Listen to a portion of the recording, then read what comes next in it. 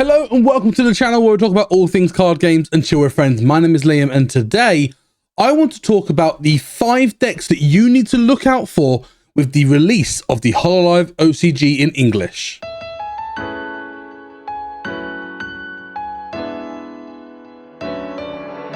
Now, if you are new to the channel, please consider hitting that subscribe button, and if you enjoy this video, please let me know by hitting that like button. Consider joining and becoming a member and check out my other socials. Those links are in the description. But let's jump straight in. So for those that didn't already know, the English version of the Hololive OCG will be coming out on the 11th of July 2025. And obviously as part of that, we know that there is a competitive scene in Japan.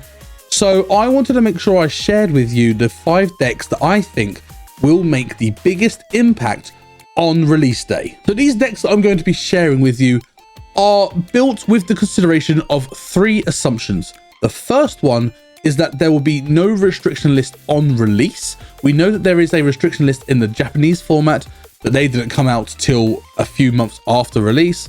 We are going to assume that for now, there is going to be no restriction list. The second assumption is that none of the card effects will change, that they're going to follow exactly the same as the Japanese format, and that there will be no erratas, no effect changes based upon the Japanese game.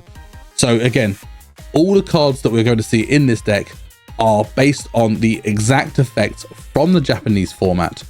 And thirdly, that there are no additional cards going to be included. So again, assuming that there will be no random new Mume, or the fact that now that Mume has graduated, that Mume is still going to be in the set. So those are the 3 assumptions that I'm going to be using based on this.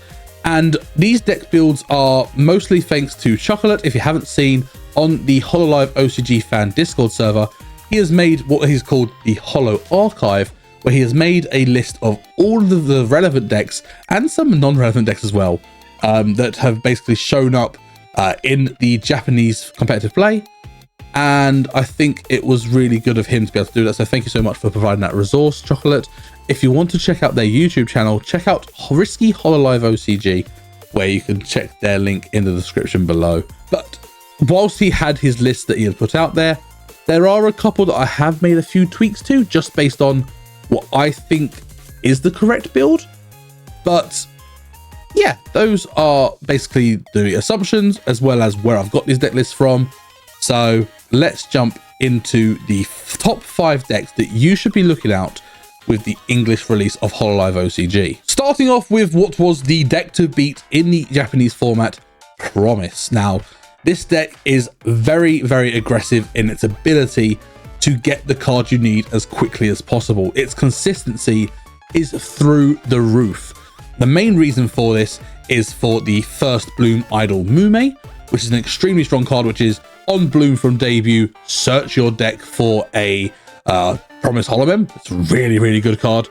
And not only that as well, it had a very good aggression push with the First Bloom Idis, which on Bloom, your center and collab position gain an additional 30 power for the turn.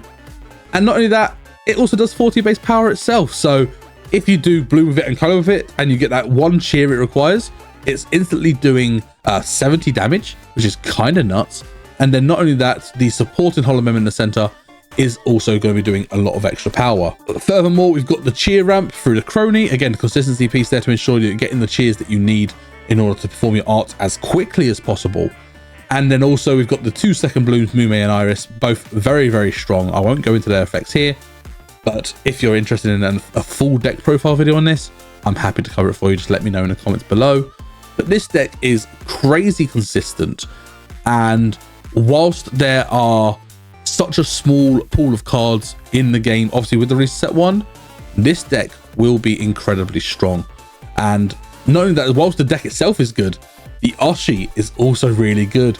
You get to reduce damage taken for the cost of 2 holo power as your Oshi skill, and then for your SP Oshi skill, you just pay 2 to search your deck for a event card. So whether that be Takedane, whether that be if you decide to take in the Mume Club event.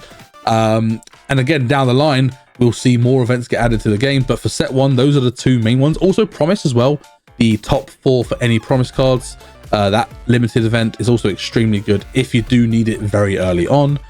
So you know, Mume is pretty flexible within the Promise deck, and the rest of the deck is extremely consistent with also an extremely good damage output. The next deck is also extremely strong and still got hit twice in the restriction list, first with set 1 to set 2, and then also from set 2 to set 3.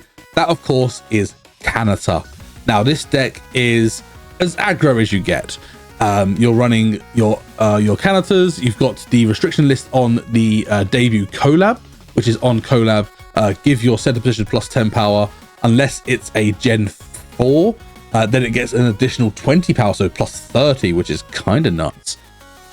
Which that got restricted to 1 in the first restriction list. And you've also got the other cards as well. You've got the Idol Kanata First Bloom, which lets you grab your Upao mascots, which is extremely strong. You've also got the other First Bloom Kanata, the Bloom Effect, which just is a little bit of damage output to your opponent's center Holomem. And then obviously, of course, you've got the second Bloom Kanata, which you can basically take extra life for no real challenge.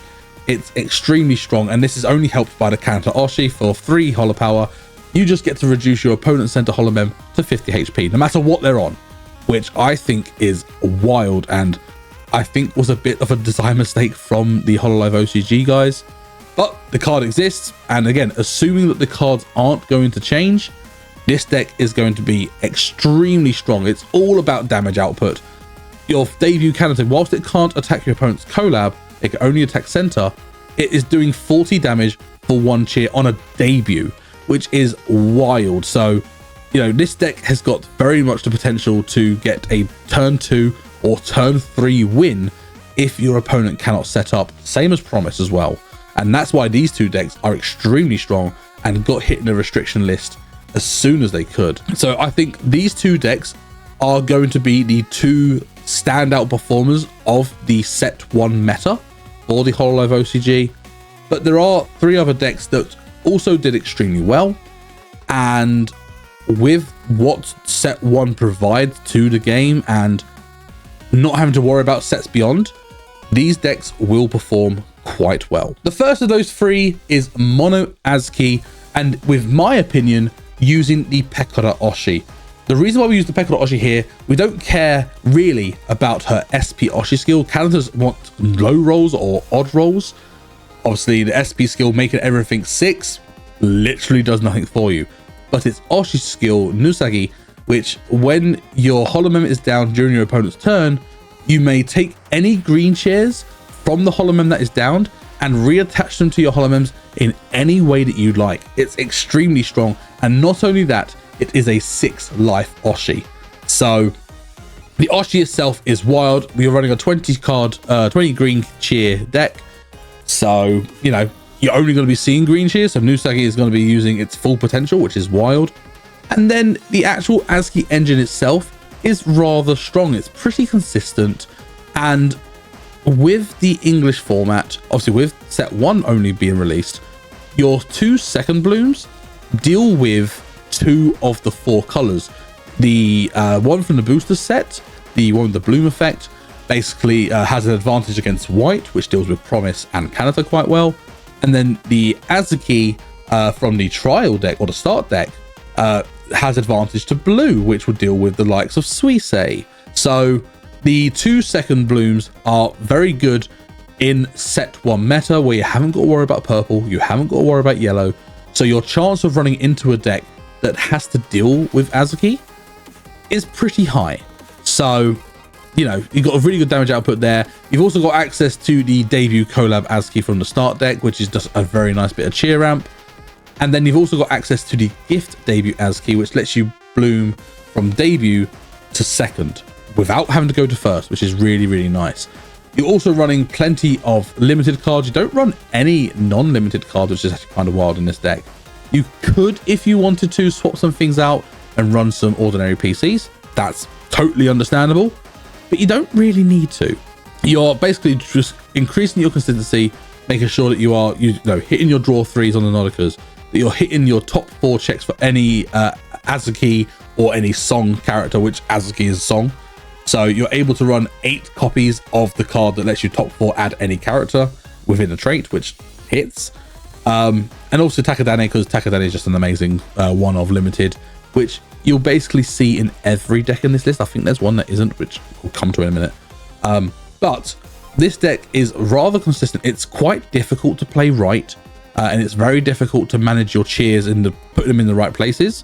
But if you can get that down, this deck can be extremely strong, and it's kind of nice to see a mono deck that isn't Kanata, to be honest. The next deck I want to cover is Suisei with the Muna cheer ramp engine. So first of all, I'll talk about the Muna cheer ramp. So the debut, you're only running 2 copies of it because you just need to see 1.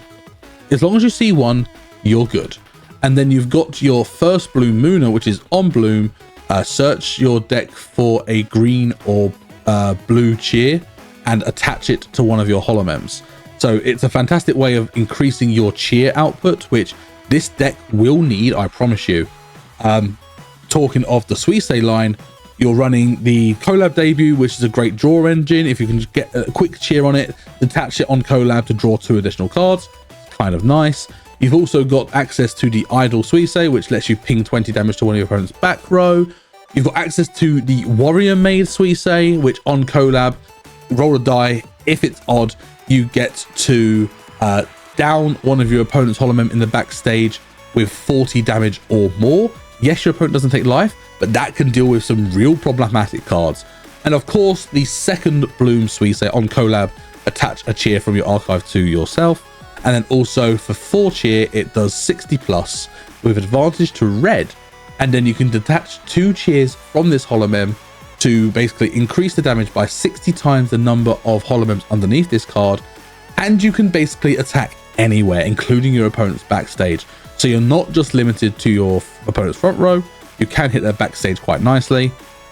And this is a very good early example of a control deck.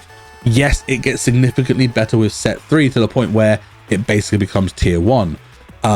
But as it stands, this deck is still rather good. You've still got the good damage output utilizing Stone Axe and also Suisei's mic, which I saw a lot of builds just focus on 4 axe. I personally really like the mic because it helps keep your cheer up, because when you down one of your opponent's Holomem with the card, the Suisei that's attached to it, as long as it's first bloom or higher, you get to get a cheer back from your cheer deck. You just charge another cheer, which is kind of nice. And it still does an additional 10 damage. Yes, the Stone Axe does an additional 20 damage, meaning that Suisei on a standard Bloom line can do 200 damage, which will KO basically any second Bloom in the game from set 1. Bar maybe 1 or 2, I think. I could be wrong. Obviously, you can't kill the buzzes, but that's fine. But, you know, sometimes that extra 10 damage is the matter of getting a 1-hit KO or not. So that's why I like having both, just so I've got that choice. And again, you're running a consistency engine. You're running the ordinary PC of 4 copies. You're running Nodaka, Manechan. You're running the mic, idle mic, which lets you, again, hit song, which both Suisei and Muna have the song trait or singing trait. So it's a really, really good deck in the sense of, sure, it's not as consistent or as aggressive as the first 2 decks, but it is an extremely good deck in its own right. And if you are more of a control player, this is absolutely the deck for you. And the final of the 5th deck is, in my opinion, probably the best aggro deck in set 1. It's just not as consistent. This is the fan deck, which utilizes the Buzz Polka first bloom, as well as utilizing 12 different fans, which are attachable supports in this deck. You are running a bit of a Kiara line so that you've got access to 1, get additional cards from your top of your deck so you don't run out of hand size, which without the first bloom Kiara, you can run out of hand quite easily, which can be difficult. And not only that, you are running the Spot Peko because you want that on collab. You get to roll a die. If it's even, you get to search your deck for a Buzz Holomem, so it lets you get access to the Buzz Polka much easier. You also, of course, got the Idle Polka first bloom, which is on bloom. Search your deck for a fan. Basically, the idea of this deck is, do you want to see the Holomems and your fans as quickly as possible, to get as many of them on your stage as quickly as possible, so that your Buzz Polka is doing between 150 and 250 damage from turn 3, basically. It's an extremely strong deck with obviously design that lets you basically pseudo cheer ramp, which is really good. You've got the KFP, which lets you hand fix, and the Nusagis, it's there because it's a fan, and it's the only reasonable fan to run in this deck from set 1. This of course changes with set 3, where you've got access to Miko or access to Flare from the start decks. So yeah, this deck is probably the most aggro deck out there. It's just not the most consistent. If you do flop, you flop hard with this deck. Overall, it is a really solid deck, and it's probably one of my favorite decks to play. I am more of an aggro player myself. So if I'm not playing Kanata, you'll probably see me playing this. I do love this deck, and I can't wait to get my hands on English. I do want to shout out an honorable mention deck though. This is Muna Zeta, which won the very first Bloom Cup. Good congratulations to P Tactician who done that, a good friend of the channel. And this deck is weird in the sense of you've got the cheer ramp engine of the Muna.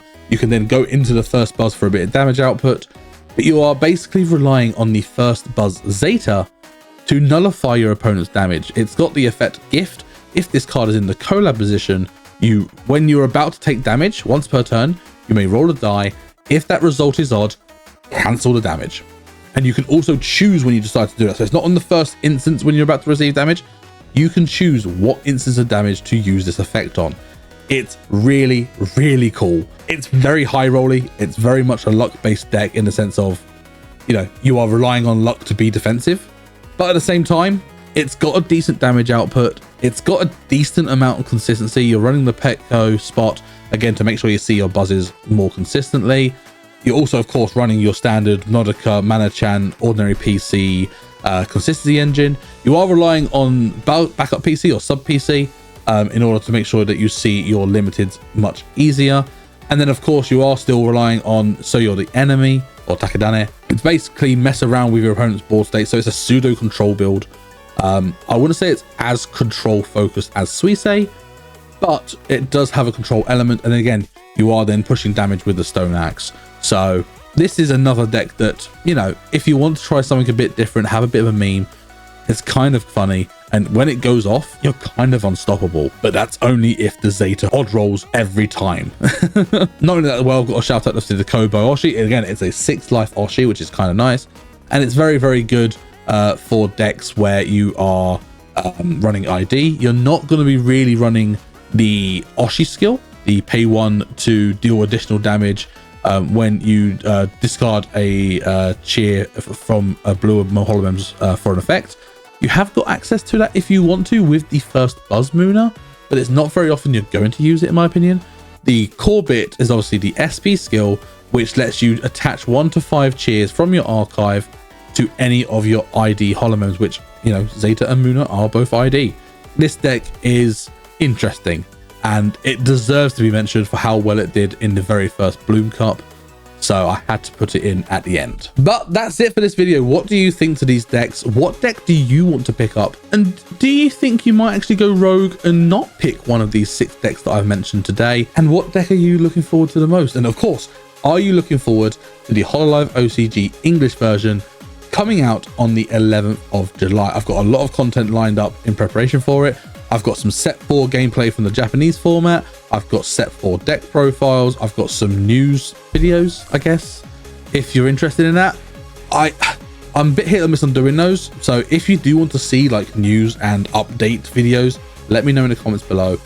And then of course, when we get set 1 in English and I get my 12 boxes, I will be doing openings of those boxes as well as all the other stuff I'm getting. So I'm getting start decks, I'm getting the cheer set, I'm also getting the dice and the counters. I'm getting the lot.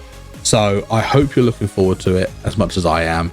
But like I said, that is it for today's video. Thank you so much for watching. Again, if you are new here, please consider hitting that subscribe button. And if you enjoyed this video, please let me know by hitting that like button. Check out my other socials.